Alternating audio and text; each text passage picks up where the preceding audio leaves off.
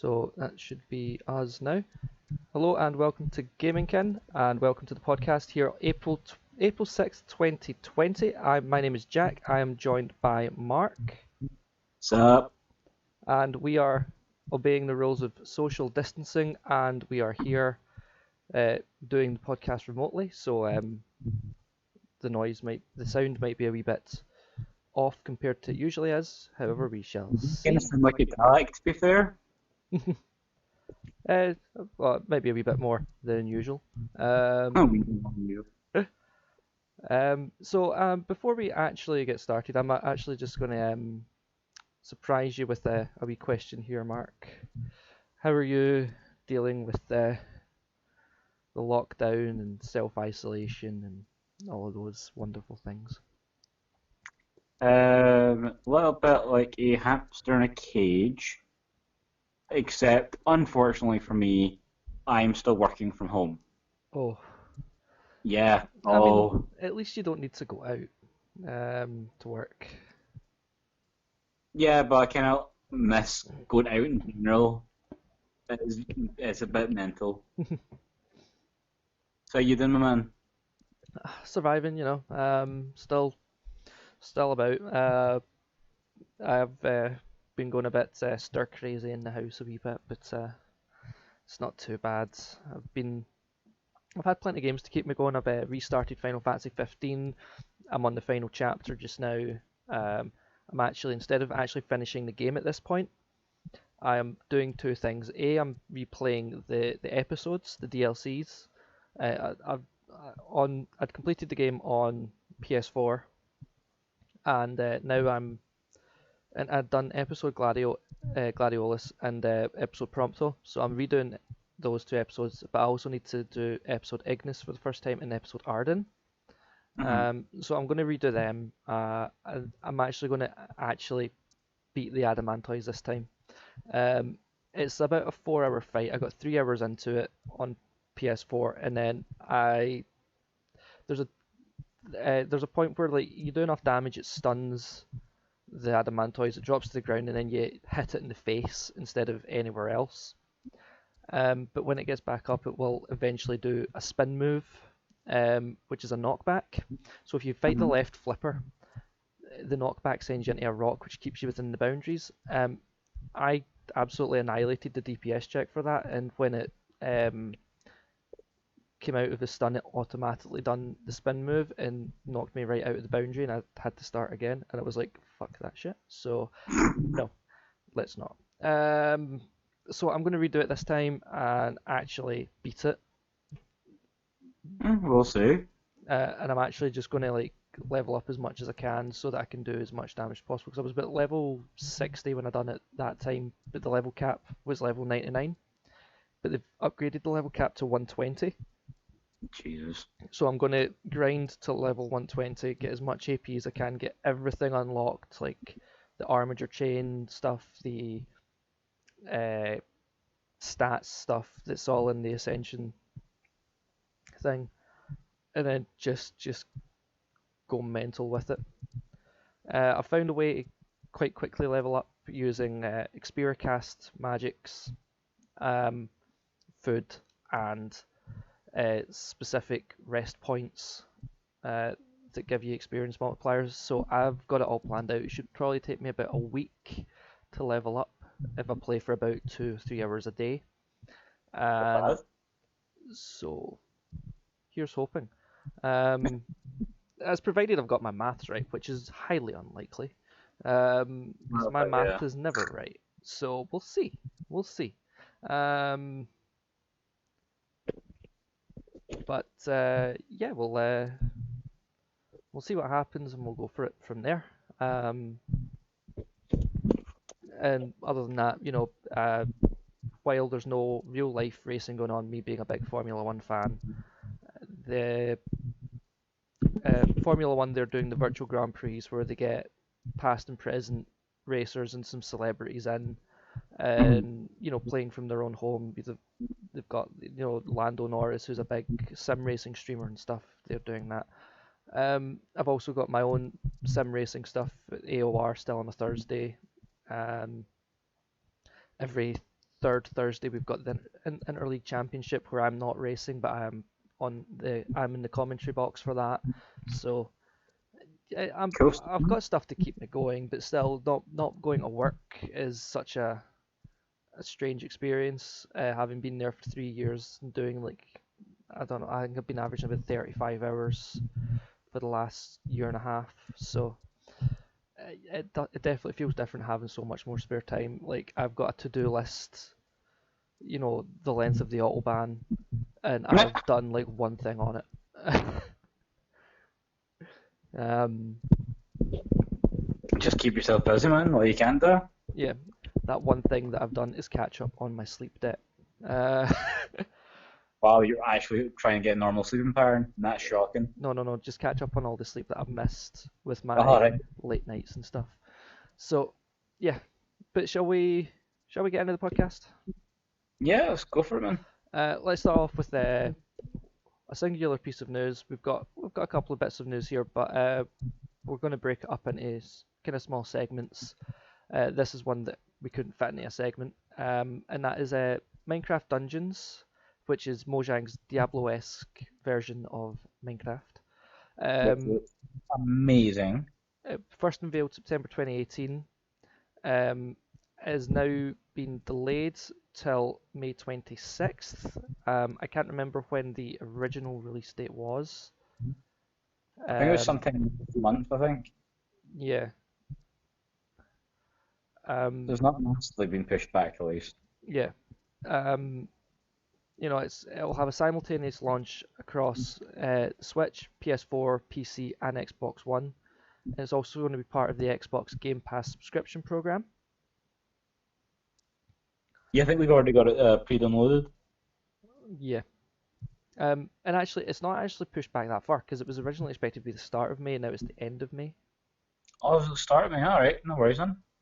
So it's only a couple of weeks back, and it's due to the current state of the world. The game's been bumped back. They wanted to guarantee the health and safety of their teams Mhm. and deliver the best possible experience to the players, and they hope that it'll be worth the wait.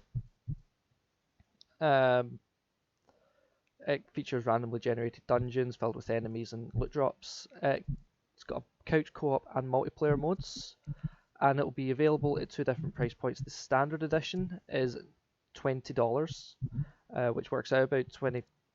Works out about I think it's about £17 over here in the UK.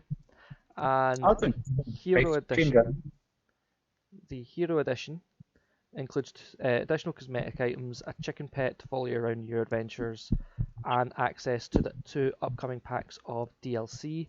That is $30, so not too much difference in price there. It'll probably add up to roughly about the same amount once you buy the DLCs and all that. So, and Okay, I'm definitely considering getting that kind of that pass then to get mm, all the DLC. That'd be decent. yeah, well, I've got Game Pass on PC, so hopefully it's also included in Game Pass PC, as well as Xbox I One. don't know. I think it might be the general version, so that's what I'm saying. It might be worth it getting DLC straight off. Yeah, we'll see. I mean, chances are I'll end up getting it for the Switch so I can play it at work and stuff when work starts back up. When work's a thing again. Yeah, when work's a thing again. Hopefully near the end of this month, unless everything starts getting much worse. But Well, you I'm know, looking at London, man. yeah. I mean, everything's just gone mental, but I'm kind of hoping everything gets back to normal sooner rather than later. Because I don't know how long I can be cooped up in the house without going completely mental. Well, people are going mental, trust me. You'll be fine. I'm trying not to. But we can start moving on towards the topic. Now, Yep. the topic for the next podcast is going to be video game theories, where we talk about, all the theories and some of the creepypastas surrounding video games, which, like, some of the creepypastas are based on fact, some of them are just scary stories, and some of them are uh, conspiracy theories around games. Um, Hmm. one of the creepypastas that, like, because we done creepypastas before. We talked about Yeah. Sonic Well, EXE, Ben Drowned, and was it Pokemon Strangled Red? I think it was. yeah, I think I do remember. I. Yeah. Well, one of them was one that I am half debating talking about for that topic, which is Polybius. Um, but I thought before we do that, we would talk about a video game franchise which has plenty of opportunities for fan theories due to not just being a video game, but also an anime and a manga and movies and comic books and a trading card game. I think you can see where this is going. We're going to Yep, talk about. Yu-Gi-Oh. I was going to talk about Final Fantasy. No, Pokemon. Pokemon. Of course. Um, so we have four conspiracy theories, or four fan theories, really. Some of them may come across as a bit conspiracy theories, some of them may not, some of them may be just ways to try and explain certain things. But we will have a look at them, and I think me and Mark have talked about what ones we're going to be talking about, and I think these first two could actually, one of these is definitely going to be, definitely should be confirmed somewhere. Um, Mhm. I mean, I don't mean like they are currently confirmed. I just mean like hopefully at some point Pokemon Company will come out and confirm one of these, um, because they're so closely thingy together. Because all the Pokemon in both of these ones are exactly the same, pretty much. Um, Oh, yeah. so do you want to go first, or will I go first? Oh, no, you go first. Me go first. Well, my one is about how Cubons were the skull of their deceased mother. Yes, Charming. and I mean, if you look at a Cubone, it looks like a slightly lighter Kangaskhan cub. So this theory is that when a mother Kangaskhan dies, it leaves the Kangaskhan cub on its own. The Kangaskhan cub uses the skull and a bone from its mother to use as protection and becomes Cubone. Then, through malnutrition or adapting to a different lifestyle, the Cubone then evolves into a Marowak. Female Marowaks will later evolve into Kangaskhans, and the cycle starts over again. Uh, the evidence for this is as Cubone appears rather similar to the baby Kangaskhan that rides around in its mother's pouch. Also, Bonemerang, uh, Cubone signature move, refers to Boomerang, just as Kangaskhan refers to kangaroo. Kangaroos and boomerangs are both natively Australian themes. So before Red and Blue released, the developers must have decided that Kangaskhan needed to be separated from the two previous stages to become its own standalone Pokemon. The reason for this is it's a kids game. It wouldn't do to allow small children to learn that Cubone is actually an orphan baby Kangaskhan wearing its dead mother's skull on its head and slinging its bones around like clubs and boomerangs. However, the team didn't have time to delete the code at the last minute. Instead of deleting the code, they simply wrote a new non-evolving Marowak and copied the old one to an empty slot with no number. The catchable Pokemon M uh, apostrophe is missing no sister. M apostrophe is actually the scrap prototype from Marowak. This theory can be confirmed if you catch it in Pokemon Red and Blue and level it up, because it then becomes a Kangaskhan. Huh. Okay. Not a bad theory. Not a bad theory. You went into a lot more depth than I'm going to anyway. I mean, I've got the I scoured the internet for some really good theories and found this one on fantheories.fandom.com. Um, and I have it up. Actually, both of my theories I actually found there. So I've actually got the web page up in front of me with all the text there. So um, it was easy to just read it back. Okay, well, I'm gonna basically copy that idea and more or less read from what I found. So I had to just kind of get a better way of wording it. Okay, so the theory I'm going with posits in a similar way to Jack's, that instead of Cubone wearing the skull of his dead mother, is actually the skull used by his deceased mother as a headdress. Because Cubones, and by extension Marowaks, hunt Kangaskhans. So Fury posits one of the ways you can see this is that their signature move, not only these two Pokemon can use, Boomerang is based off Aborigine weapon, the boomerang used by Australians primarily to hunt. And what did they hunt? Kangaroos. Okay, so say, sorry, just going through it, trying to get a better idea. Okay, so basically, if you continues, they wear the skulls of their prey, I always have to kill them, otherwise it'd be a bit weird, as headdresses and as symbols of, strength, etc. Yep. And once the Marowak perishes, Cubone then takes the headdress on and evolves into the Marowak later on. So essentially, it's like remembrance, also passing on of status. Yep. Both both good theories there. Both fight each other on the fact of where the skull comes from. Um, the significance of it. Um, but yeah, I believe it's now up to anyone that watches the podcast to let us know down in the comments which they think is right. Um, and we might argue this out in more detail at a later stage. Bring it. Fairly sure. Okay, right. So back to the news. Back to the news. Why don't we do the first chunk being Final Fantasy news? Because, well, not Final Fantasy news, Square Enix news. So one game that I've been playing a wee bit of lately is Nier Automata. Uh, Bloody good hack and slash bullet hell action RPG from Square Enix. Published by Square Enix, developed by Platinum Games. The people that brought you Bayonetta, so that's why you can see the influence of bullet hell and hack and slash. But that game started Nier is a 2010 game, and it started a sub franchise because the original franchise it's part of is Drakengard. Um,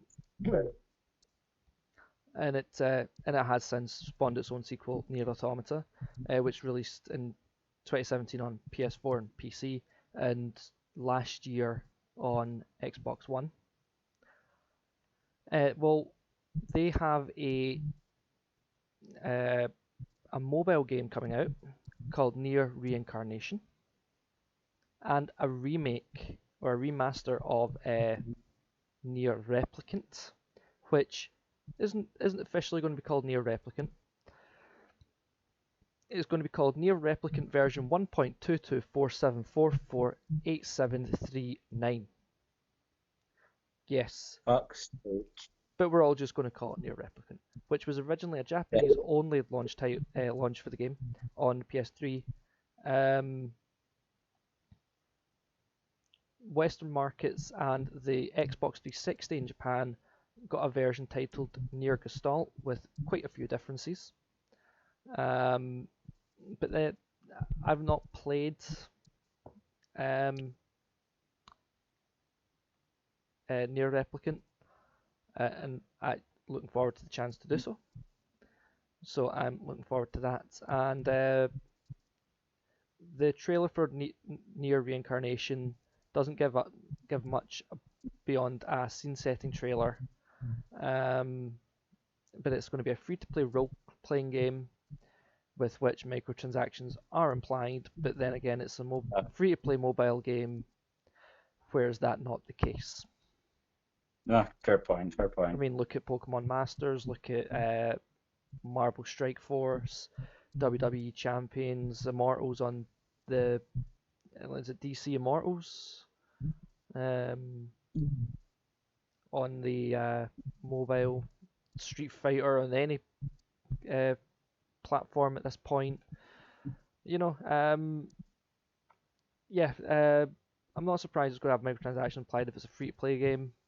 Um, but it should still be all right. It's probably going to be free to play, pay to win kind of thing, um, or pay to get good. So, but from what I've seen of the trailer, what I can remember from seeing it, it did look pretty good. It did look like it could be a nice setting for a near game, and therefore be a pretty decent game. Yeah, I think I actually look into it because I unfortunately did not have a chance to.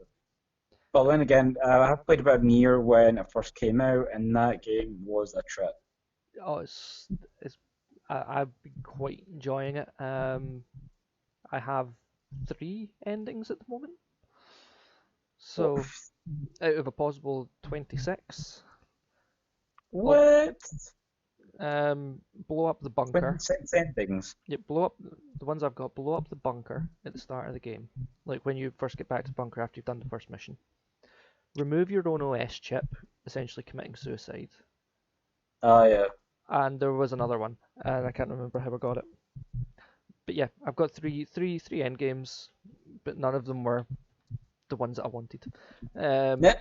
but the fact is, you get to the end of the game, you got to replay it and figure out all the endings. The true way to complete the game is to get all the endings. So, um, might as well, right at the start of the game, get those endings because you don't have to restart the game from scratch.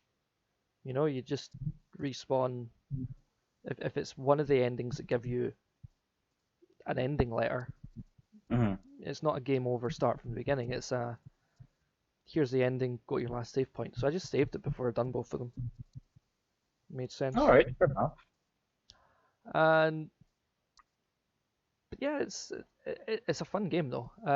Talking about games that should be fun, I got most of us got the chance to play Final Fantasy VII Remake demo. The only people who haven't had the chance are people who don't have a PlayStation. Um, No. and the remake demo was quite a lot of fun. Different enough that it didn't feel like just playing Final Fantasy VII with a new lick of paint, but it was different. But it was close enough that you still knew what you were doing. You get catch my drift? Yeah, like I think it was a mini trainer that watched him play through it. Yeah, It looked amazing. yeah. The Like, oh graphics my are God. fantastic, and uh, I like some of the changes I've made to it. I'm still, like I was saying to Mark before we started recording the podcast, I'm a wee bit iffy whether or not to get it, but definitely with Marvel Avengers being a September release, I'm definitely more likely to get it than I was before. Mhm. Probably my next payday. So we'll see, we'll see.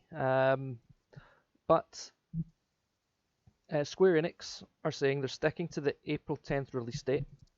And if you've got a digital copy, you can download it now to reduce the amount of bandwidth that has been used between now and April 10th.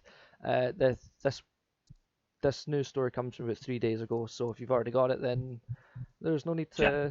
to heed my advice because you've already got it. But if you don't, then try and find a time, like probably put your PlayStation on while you're going to bed and just let it download overnight. It's an 80 gig download. Insane. You will not be able to play it until April 10th. They're thinking about throttling back people's internet speeds because there's just so many people on just now that the infrastructure just can't handle it. Mhm. So yeah, um,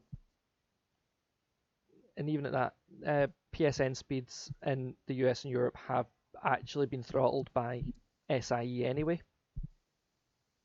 Jesus. Man. Um, Physical copies are being shipped early uh, to ensure as many people get it on launch day as possible. People who have pre-ordered physical copies will be able to play it beforehand, which brings us on to our next bit in just a wee moment. In fact, no, it brings us on to it just now. Um, and that is the Final Fantasy VII Remake is being shipped early in Europe and Australia to counter any potential release disruptions caused by the coronavirus. However, Yoshinori Kitase, who is the game producer, and Tetsuya Nomura, who is the director, have been asking Mhm. people not to spoil it for others who may not have already gotten it. This That's is why due I did that. this is due to characters who've not been seen in the original being in the game, and some storylines being expanded, adapted due to modern sensibilities, or Oh, complete, and some being completely rewritten. Um, but they did release a press release on Twitter, and it says the Final Fantasy VII Remake team have worked extremely hard to make this game, and we are incredibly proud of what you're about to play. Our biggest motivator during the development was that so many of you were willing us on, and we felt your enthusiasm and passion every step of the way. We had some hard decisions to make during the final few weeks before launch due to disruption to distribution channels caused by the spread of the COVID-19 virus. These circumstances have made it very difficult to align timing of our global shipping. Our highest priority is that all of you, including those who live in countries currently facing the biggest disruption, can play the game at launch. So we made the decision to ship the game far earlier than usual to Europe and Australia. Now, as a result, there's a greater chance that some of you in these regions will now get a copy of the game prior to the worldwide release date of April 10th. For other Western regions, including the Americas, copies will be shipped this week, and we feel optimistic that most of you will receive the game for launch day. However, due to the challenging situation, we cannot provide delivery dates for each country and each retailer. We really want all of you looking forward to Final Fantasy VII Remake to play the game on April 10th and experience everything we've been working on together. To everyone, we would like to ask one big favour. If you get the game early, please think of others and don't spoil it for them. We know there are potential spoilers that have been out there for over 2 decades, as the original Final Fantasy VII was released in 1997, but the Final Fantasy VII Remake is a new game that still has many surprises for everyone. All our fans and players deserve to experience the game for themselves, and we ask for the support of our dedicated community around the world to ensure that. On behalf of the entire development team and everyone all around the world that has worked on getting Final Fantasy VII Remake to you all, thanks again for your support, and most importantly, please stay safe. Signed, Yoshinori Kitase, FF7R producer, and Tetsuya Nomura, director. those Um, bids are epic. so yeah, the game's going to come out early for people who have it. Well, some people who have pre-ordered, some people who, and if they've pre-ordered physical copies, those who are looking for digital copies, they won't be able to play until release date. However, if any patches are required, they are not going to be uh, able to play with the patches until then. Ah, right, okay. So patches will be at the same time as normal. So we'll see what happens with it patch wise, if the game changes much, if it Thinking you're even needs a probably doing patch. a better idea here. Hmm? I reckon you're probably doing a better idea of like kind of waiting a bit, Yeah. let it all sit down before even considering it. Mm. Um, yeah. So we'll see what happens with it. It could go either way really. Hmm. Um, but who knows? I might actually pre-order, see if I can get the pre-order and download it, and maybe do a launch day stream. No, it'd be pretty cool. But again, at this point, man, like you'd be well back in the list. Not for digital.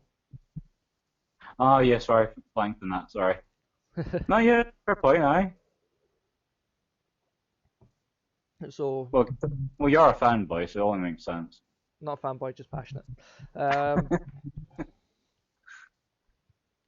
no, that could be something I end up doing. But we'll see. We'll see. Um, But if I do it, I will give people plenty of notice ahead of time. I don't watch this if you don't want spoilers. Yeah, if you want to watch me be really bad at modern Final Fantasy games, um, and moan about how turn-based systems should still be the major thing, yeah, that would definitely be the way to go. Well, Um, funny you say that. I've actually been playing Fire Emblem, like Awakening recently. yeah, Like, it's now my go-to game, like for whenever I'm able to just sit and not down. Fire Emblem is a really good series. Um, because it's not a turn-based RPG and it's not a action RPG. It's a tactical RPG. So, Hmm.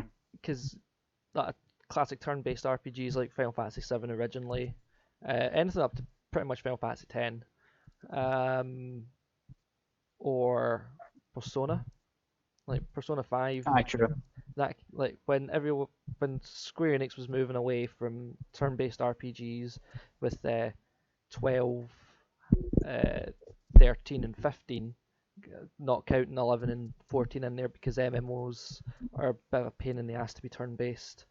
Um, hmm. but with the single player games going turn based, going away from turn based, they wanted to show that turn based RPGs can still work. And yeah, they done a fantastic job of that. It sold really well. It looked fantastic. It played amazing. So yeah, it definitely shows that it can still be a thing, and even in this day and age. So I'm not um, gonna lie, based is easily my favorite kind of genre anyway. Well, not genre, but yeah, mechanic. yeah, says says the Dragon Age player. Dragon Age being classic action RPG. Well, I vary. Yeah, It's my favorite game to just chill out with and grind. Can't beat Fire Emblem. I mean another game that keeps the turn-based RPG system going and still sells really well over all these years is Pokemon. Very true. Very true. Um, and bringing up Pokemon, I believe we have some more theories for Pokemon fans out there. I believe we do. But you can make it. Would you like to go first this time? I go on then, right? Okay, so my theory is more of a kind of long-winded one, but I'm working it down to it. But it kind of has merit. So the theory posits at some point prior to the start of the Gen 1 Pokemon games, there was a ongoing war between the Johto and Kanto regions. That's why there is a distinct lack of the kind of middle-aged male population. Like the majority of the people you seem to get around are either older or infirm men, women of all ages, because obviously in that kind of society it's mostly the men that go out to fight, etc. And there's like a lot of government funding for the kids to go out and try and train Pokemon. Now, on the one hand, you kind of think it's like, just that's kind of whimsical game, but if you look at an idea of them using Pokemon as weapons, then a government-funded program to try and get someone to train Pokemon to be as strong as possible, it's essentially buying weaponry. And then as well, if you look at different aspects of the region, such as whereas only Pokemon found sparingly in certain areas, where like in one region of like say Johto, we find more in like Kanto, and that could be due to the environmental impact of like war. Different areas are getting attacked more and more, so there's less of a population in one. So also explains why you think certain Pokemon should be found within one area, but for whatever reason, or not. So then you go to a different one, and you find out why. It's just like migration. As well as we'll talk of the underground roads you can go to, like between cities. The theory posits that it's actually evacuation tunnels for citizens. That this one way of them basically just escaping from the war raging above. There's like just kind of one mental theory that kind of spawns into multiple mini theories, and honestly one of the coolest things. and basically it's all been kicked off from the Lieutenant Surge in the first game. I think he was the second, third boss, The gym leader third even. gym leader. Aye. And he says electric Pokemon saved his life in the war. Yep. So whether or not this is like a throwaway comment has spawned a massive involved theory about it. I'm not just from looking into it, it's actually one of the coolest things I've read in terms of Pokemon. It's the idea of a game even akin to like Fire Emblem, Yeah. but I think with Pokemon that would just be so ridiculously up my street. Yeah, it's one that I've seen a few times and one that I think is a very in-depth theory. Mm-hmm. One that could also be highly plausible. Um, I I mean, mean, that's kind of going to the idea of like why some men have returned. I think Lieutenant Surge has been discharged, yeah, possibly due to like injury, yeah, but still now a lot of people not returned. Three states. It might be because obviously there's the what was I should can was it the Indigo League the top one? I'm getting confused. Now, I think. Oh, so Elite Four rather. Sorry, yeah. Indigo League. Yeah, so there's Elite Four, and that's like conglomeration between the two areas because I think it's in the mountains. An idea of best of the best comes and fights there, and that wears the kind of peace for the region. Well, the reason the men haven't returned to the area is because while there's peace between Johto and Kanto throughout the time of the games as you play them, Yeah. there might be a bigger war going on elsewhere, which is Hmm. why men haven't returned yet. Hmm. Yeah. It's definitely a good one, a very expansive one, and it can be applied through all of the games as well, in some way or Mm-hmm. another. Um, I mean, I there is a lot of other uh, things to look into that kind of support that theory. Mm-hmm. Is that there does seem to be a lack of an overarching government, Yeah, true. um, lack of a centralized police force within each region. Each place has its own officer Jenny, and they seem to be a kind of local police force rather than a bigger bigger thing, you know? And in fact, the majority of them, as well as in the obviously like the medical side of it, is all staffed by women. Yeah, You don't really get any doctors as such. Well, not young male doctors or yeah. Um, yeah, mine's is not as good. My second one's not as good as this. But there was a couple I was looking at for my second one. Why Ash Never Ages, and I was gonna not go with the obvious. You know, he's in a coma, and that was his wish when he seen Hoto was to live forever, living his dream. No, the reason, one of the theories was that he's got an Everstone, um, oh, oh, which is a stone that stops Pokemon from evolving. That's why for the last 20 years he's been 10 years old. interesting, not bad. You know, why does Brock never open his eyes and why is he a rock Pokemon trainer? Well, because he's a Gorgon like Medusa and he can't exactly turn rock to rock.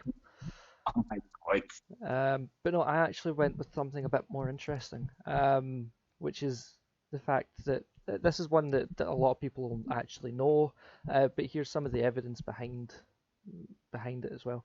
Is that Ditto is a failed Mew, right? So Mm-hmm. in the Pokemon series, Mew is the ancestor of every known Pokemon, containing information on every other Pokemon in its cell structure. So it has the ability to use all TMs and HMs, and a group of scientists dreamed of creating the world's greatest Pokemon. Their plan was to clone Mew and amplify the creation's powers, resulting in the first artificial Pokemon, Mewtwo. This theory states that more than just Mewtwo was created. Ditto may be the result of the failed attempts to create Mewtwo by the scientists. So most media in Pokemon will occasionally use the word fetus to describe Mew, as well as portray Mew as a fetus or an embryo. Mew surrounds itself in a pink bubble which strongly resembles a placenta. The whole idea was to get across the idea that Mew was the birth of all Pokemon. and it is unknown if there's more than one Mew. But we do know that it was Mew who populated the world with its many spawns, with its many spawn of all shapes and sizes. Additionally, we know that Mew is capable of asexual reproduction, a trait only one other Pokemon seems to have, and that is Ditto. There are many Mm. connections between Mew and Ditto which show they have very similar genetic makeups. Um, with all of these connections between two Pokemon, it's odd that they behave quite differently. Mew is elusive and rare, where Dittos are generic and somewhat common. Mm-hmm. Dinetto is an amoeba-like Pokemon, and its amorphous stage, a trait shared with stem cells, which may have been the motive behind the creation of Ditto. Stem cells provide a vast amount of aid in the area of genetic engineering, and would have been most necessary for trying to create Mewtwo. On Cinnabar Island, the clues allude to this place being the site of experiments in the creation of Mewtwo, as well as countless test cloning. Also, it's the most common place to find Dithos. Um, so, is Ditto a clone of Mew? Well, perhaps there's a larger picture that's only been skimmed over, but here are some other in-game data which help support this theory, though. Mew and Ditto are almost identical colours in their shiny and normal variants, which is pink for normal and blue for shiny. They both share a common weight of 8.8 pounds. They're both genderless and are in all egg groups, so are capable of asexual reproduction.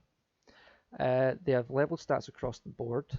They're the only Pokemon that can naturally learn Transform, and technically, due to the Transform ability, they can both learn any move. Mew holds the DNA of all known Pokemon, while Ditto can essentially breed with every single Pokemon aside from select legendaries. Ditto's appearance is as a scientific blob.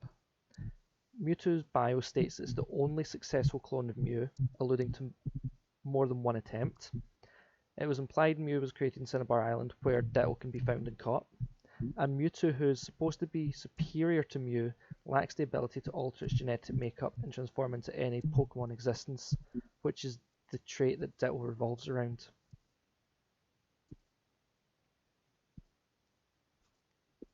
Have I convinced you? Yeah, no. Personally, I kind of think the two theories are actually a bit related. Yeah. Like, if you think of the idea of even the movies, why would you go to that much trouble trying to essentially mimic a god, right? It's not just scientific, you know what I mean? Mm. They're basically trying to make a weapon. Yep. Well, that's what they tried to do with Mewtwo before it broke out. Yeah, so basically just trying to end the war, but by doing what humankind does best, trying Yep. to get the biggest bomb. It is a mental theory, but I really like it. um, I mean, it is a fantastic theory. There's so many good ones with Pokemon. It was very hard to narrow it down. Um, things like, but the problem is some of them are so well known and obvious that I didn't want to go for them. Like the fact that when you encounter Blue in Lavender Town in Pokemon Red and Blue, you know, you don't like the last fight you had with them is on the SS Anne, I know you weren't talking about. and then after, like when you battle him at Lavender Town and anytime after that, he doesn't have his Raticate. So Red killed Blue's Raticate. Um, Well, inadvertently. hmm, or the Gengar is Clefable's shadow. And that one needs to be canon. That is just an epic idea. Ash seemingly being 10 years old forever is because he's in a coma, and that's he made the wish to the Ho-Oh scene in episode 1. There's so many theories that so many people know. It's difficult to come up with really, really good ones that you think people might not have heard. Have you heard the one about the poke breeders? No. Right, so basically the idea is it's nothing to do with the Pokemon you getting along or anything. There's no actual chemistry involved.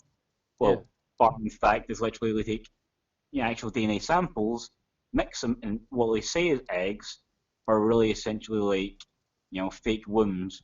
It's just to hold the embryo as it gestates. Oh, I haven't heard that one before.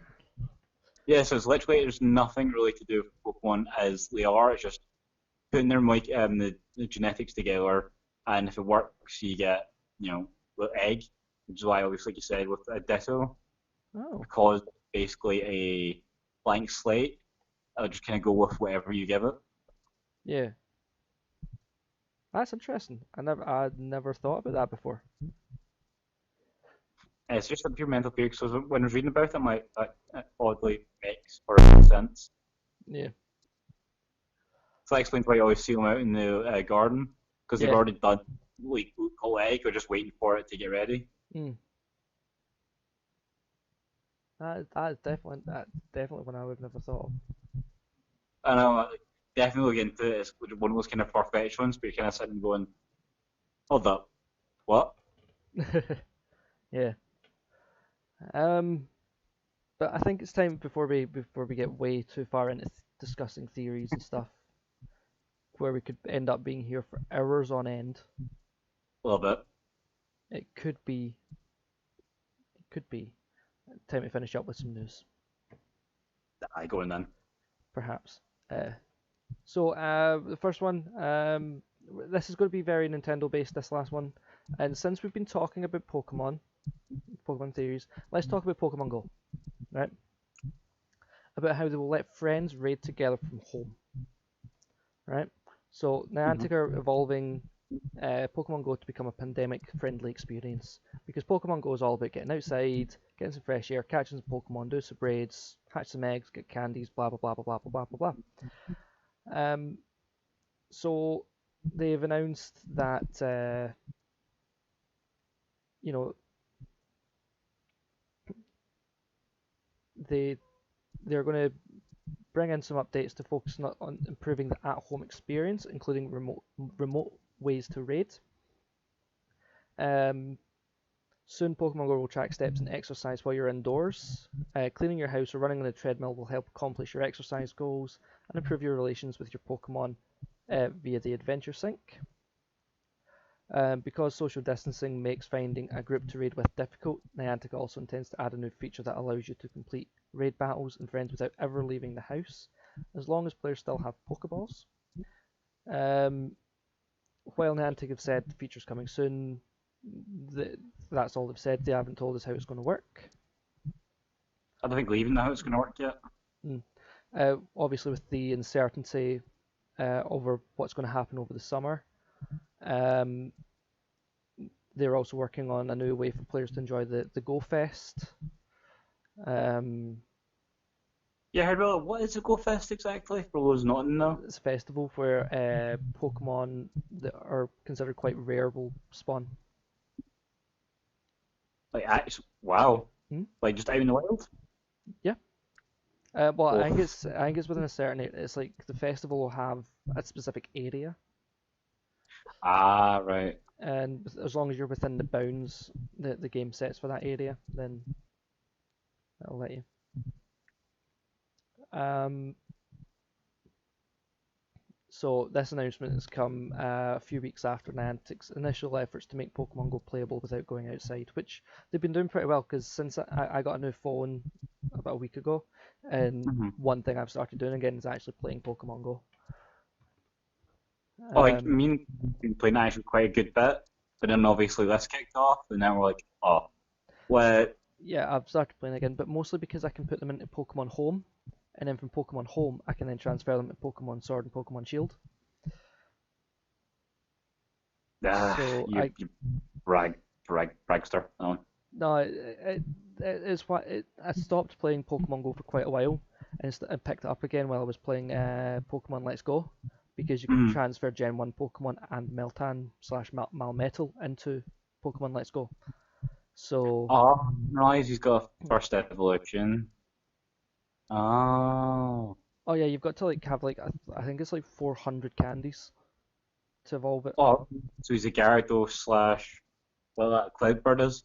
Yeah, Oh, but good. the problem is because you can't like they don't spawn off, especially after the Malmetal the Meltan event ended. They don't spawn that often unless you've got the box. Ah, right.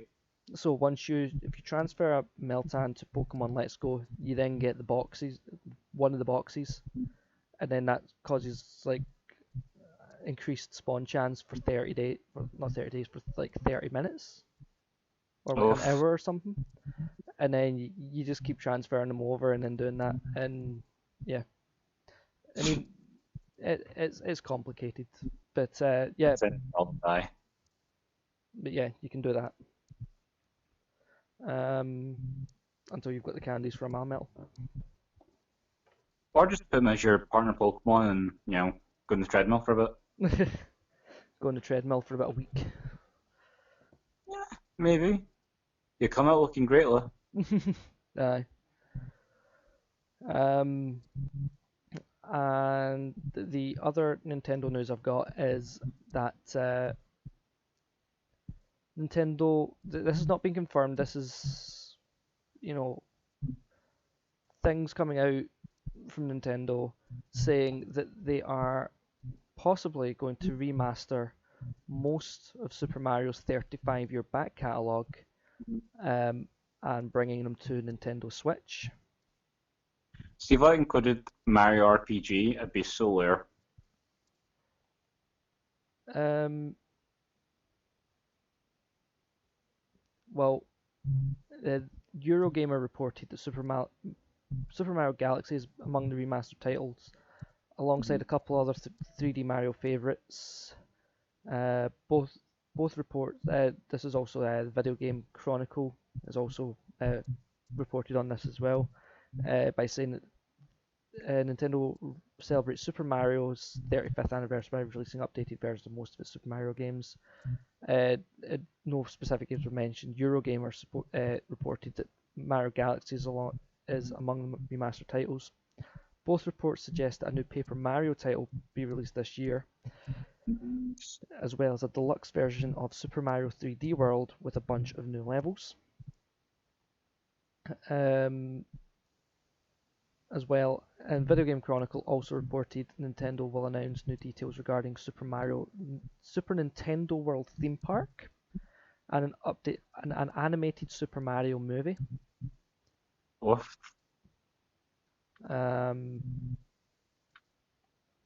Nintendo was expected to release these plans at E3 in June. However, with E3 cancelled, that's not going to Feasible. happen. Nah.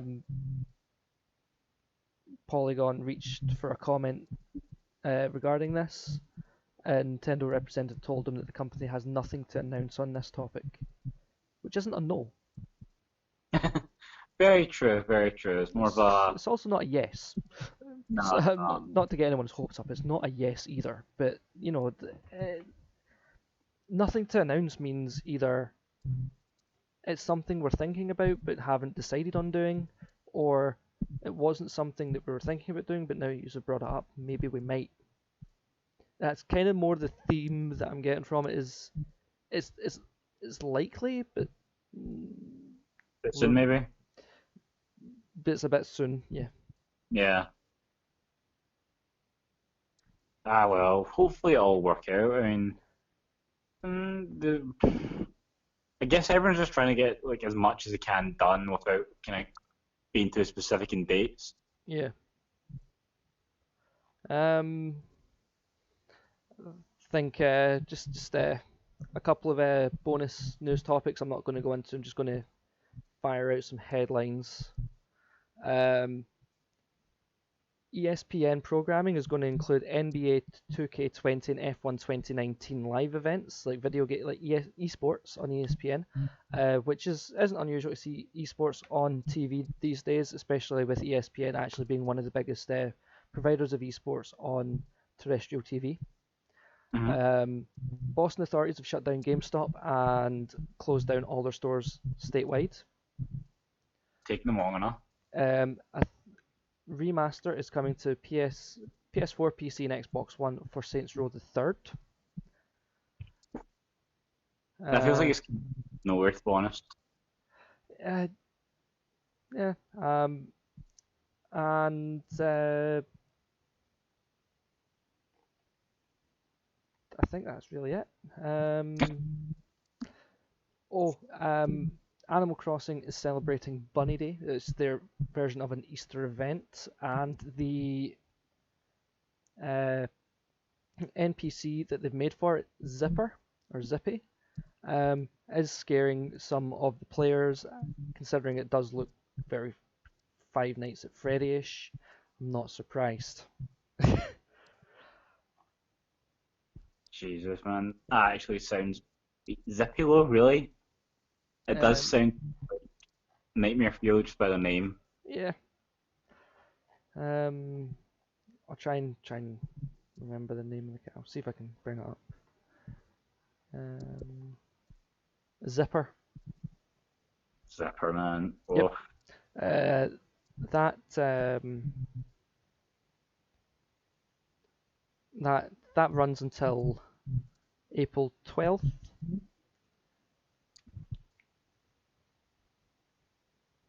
just So yeah. Jesus, man. Weird times, man. So yeah, that's some wee quick bonus news articles for you just to blast through. I got most of my news articles off of Polygon this time around, just because I am too lazy to take the same story from 6 different sources and rewrite it into Ah, my own words. Um, Not that I don't exactly have the time to do it, but I've got plenty of time to do it. I'm just too lazy to do it at the moment. So yeah, I will say this podcast has felt a wee bit awkward. I'm used to having Mark sitting next to me, having a laugh and enjoying ourselves, but that's an unfortunate compromise due to the current situation. when it's all over, we'll do a podcast with a couple of beers. That sounds like a plan. Maybe get some gaming on the go as well, some live streams. Yeah, fuck it, going on. Definitely sounds like Sounds a like a plan. plan, man. But that has been it for the GamingKin podcast. As always, my name has been Jack. I've been joined by Mark uh, Remotely. remotely. And as always, there's always room for you here at GamingKin if you want to be our friend. And as I say every time, but actually mean it a hell of a lot more than I usually do this time, stay safe out there.